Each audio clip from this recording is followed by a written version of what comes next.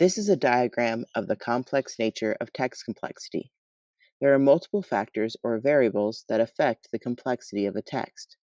The factors are not isolated to the text alone, but also arise from interactions between the text and the reader. There are three main parts to text complexity. The first are quantitative measures, such as word length and sentence length, or word frequency.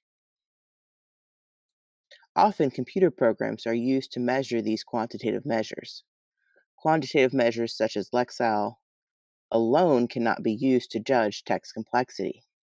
Qualitative measures, or ELA teacher job security, are best measured by human readers. These include levels of meaning and purpose, structure, clarity, theme, or knowledge demands.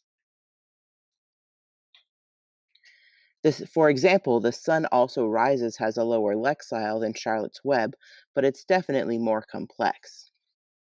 The last part of text complexity is reader and task considerations, which include variables particular to readers such as student motivation or background knowledge and experiences. The complexity of the task readers are given can also be a factor.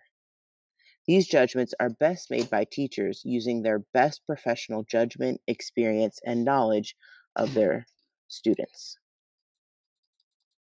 One of the most important factors is student motivation. Text complexity decreases when student motivation increases. This is why students can sometimes handle text demands beyond what might be expected based on their reading levels. Background knowledge of the content of the text can also decrease text complexity. Teachers can employ strategies to increase student motivation. Student motivation and background knowledge may be different for every student in your class depending on the text. The most important factor inherent to the text is vocabulary. The more unique or rare words present in the text, the more complex the text is for readers.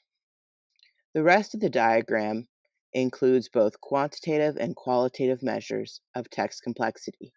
These are rated along a continuum. The closer to the middle of the octagon, the less complex the factor is. The closer to the outside of the octagon, the more complex the measure is. You can graph the complexity of a particular text using the diagram. Here are some examples of texts that have been graphed. This one is not a complex text. The resulting shape is smaller because most of the measures are less complex. Here the text is more complex for students and the shape is larger. For this more complex text, student motivation may be high. Here the text varies among different factors in text complexity. Teachers need to think about all of the components of text complexity when choosing an appropriate text for their students. Measures such as Lexile or reading level may not give a full picture of the appropriateness of a text for students.